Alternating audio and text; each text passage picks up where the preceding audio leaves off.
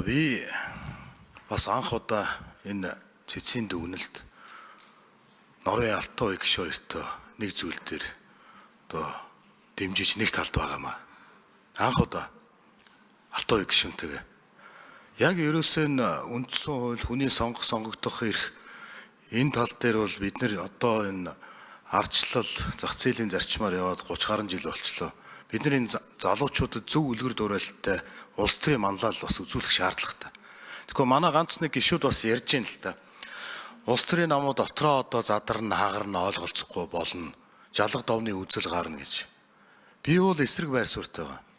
Энэ сонгогдсон 4 жилдээ тэр одоо анхан шатан дээрээ сонгогдсон тойрог дээрээ тэр бүс дээрээ очиж ажиллаж хөрөнгө оруулалт тэр иргэдийнхэн одоо итгэл сэтгэлийг татаж ингэж л ажиллах хэрэгтэй. Тэгэхгүй сонгогдчоод энд ирээд ордонд нэг 4 жил нэг дарга хийгээд алга болчдөг. Нөгөө сонгогдсон сонгогч тэ иргэд сонгогчтойгоо нэг ч уулздаггүй. Тэгээ ирээд тэр одоо нэг намын далбаанд ороод заавал тавуулангийн дугуулах хэрэгтэй. Намааг бас миний нэрийг авчуулаарай гэдэг ийм л юм хатуухандаа ярьж шít. Нөгөө талдаа энэ яг хатуухан хэлэх юм бол дарангууллын системд шилжиж байгаа юм шиг л юм надад бол санагдчих.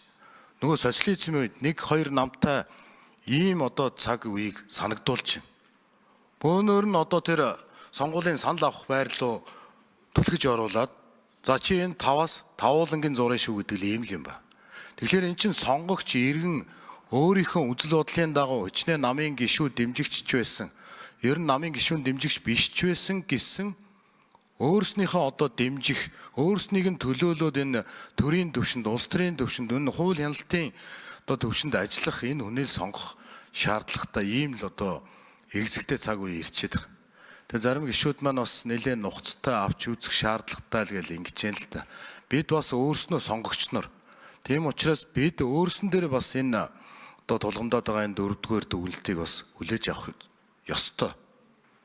Тийм учраас би одоо энэ цэцгийн дүгнэлтийг мөн дээрээс нь сая итгэмжлэгдсэн төлөөлөгч маань асуултанд хариулахдаа улс төрийн ямар нэг сөрөг үр дагавар байгаа юу гэхэд ер нь бараг байхгүй гэж шүү дээ. Улс төрийн сөрөг үр дагавар байхгүй. Хоорондоо ярилцаа нөхцөл байдлаа ярилцж байгаа юм. Тэгэхээр энэ дээр сонгуул хийхэд бид нар энэ сонгуулийн тухай хууль зөрчигдөөд эрдсэн үүсдэггүй, парламент бүрдэхгүй ийм нөхцөл байдал ерөөсөө үүсэхгүй л гэж харагдаж шүү дээ. Тийм учраас би энэ цэцгийн дүгнэлтийг мөн одоо Алтан ууя гишүүний одоо энэ дэмжиж байгаа байр суурийг бол бас дэмжиж байгаамаа. Тэгээд байнгын хорооны гишүүд маань бас дэмжиж өгөөрэй. Бид нар бас энэ улс төрийн нэг зоригтой одоо ийм манлал гаргаж энэ залуучуудаа бас энэ 30 жилийн бас нэг угширсан тэ энэ асуудлыг бас задлж хийж өгөх хэрэгтэй гэж ингэж одоо бас бодож байна.